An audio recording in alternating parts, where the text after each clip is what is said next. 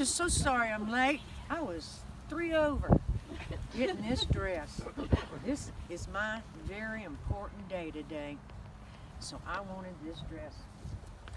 Oh, I see a few that know me. And I see a few that don't know me. So how about let me tell you a little bit about myself.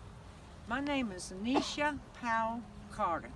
I was born October the 10th, 1908, to Mr. and Mrs. C.W. Powell from Helena. I was the only child, and my mother, when I was born, was determined to raise me right. She wanted me to be well educated, very strong in my history, very strong in my religion, and a hard worker. You know, that sounds just like how my mother was. Now, at the age of 12, she bought me a piano. That changed the whole outlook in my life. I started studying music, and I loved to paint. After that, I went to South Georgia College. I graduated. I went to Florida Southern College, and I graduated and got a degree in music and art. Not too long after I come home, once again, a tragic happened in my life. My mother passed. She was just not my mother, but she was my best friend.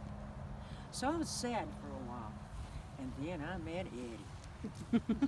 I looked at Eddie, and I knew right then it was him. My heart burned.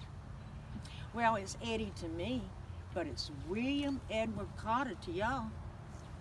So after that, me and Eddie had been going together for a year, and everybody knew we were going to get married. We just didn't know when, because we hadn't set the date. And you know, no one rejected to it.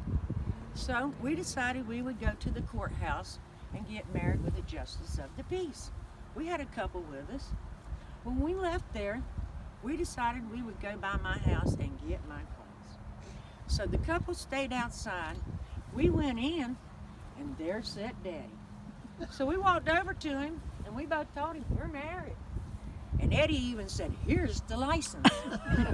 So when he did, just something went wrong. Next thing you know, boom, right here. Then I heard another one, and it had glazed Eddie in the back on the rear. So he started wrestling, and just wrestling, and then he hollered, Robert! Robert come running in and grabbed the gun and just threw it out in the yard. Well, I didn't remember too much after that, but I did remember this. It was an accident. So I went to Macon, and they thought I was going to pass away. But when I woke up, Eddie was there. He was encouraging me, telling me how much he loved me. So he took me home to the Cotter house on College Street. You know, the first one burnt down in 1904. So this was the second one. So as you go up to it, to the steps, you turn right here to the right, and there was an apartment. And me and Eddie lived in it. After that, I went back to school.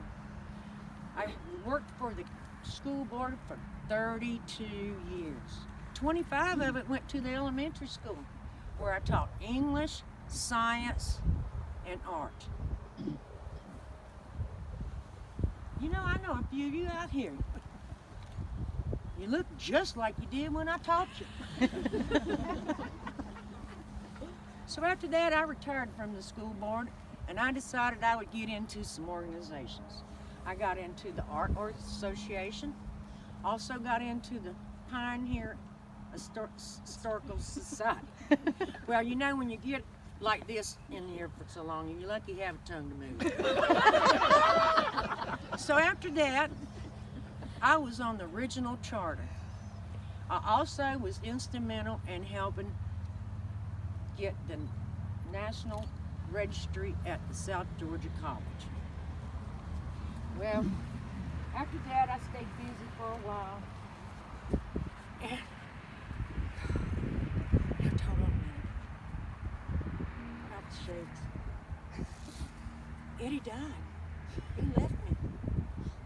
He left me, and he didn't tell me what to do. But he did. If he would have told me to go on. And I did. I went on. I stayed in my organizations, and I knew I was getting to the age where it was getting time. So I filmed my house. And in that time I filmed my house, I had painted a wall. And on this wall, I called it South Georgia. It had the famous pines, it had the turkeys, and it had the quails. And then on this wall, I called it North Georgia. It had the mountains, just the rolling mountains. It had the famous turkeys and the pine trees. Well, it was getting time for me to go. I did film the house, but I left a note for the next person because I wanted to make sure they took care of that house as good as Eddie did because he loved it. I can't remember everything, so I am going to read this to you because this is very important. It's cold up here. This is what I left at the house to the next person. Into unknown hands will fall one day this house that was ours. It would not be possible for them to know the years of thrift, denial that went before and during the restored of this house.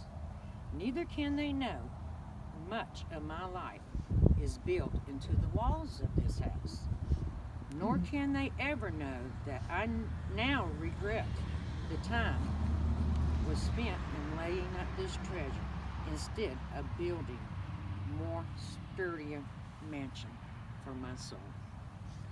Oh Lord, walk through this house that I hold in trust and be with those who will come when I am dust.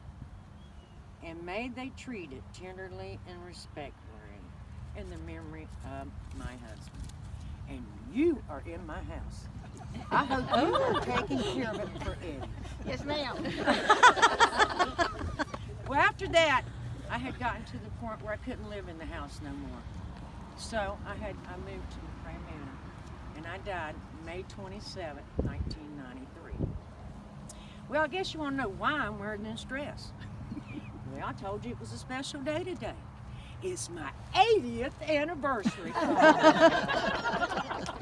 And I'm going to see Eddie. We have an appointment. So I got to go, y'all. Thank you very much for coming.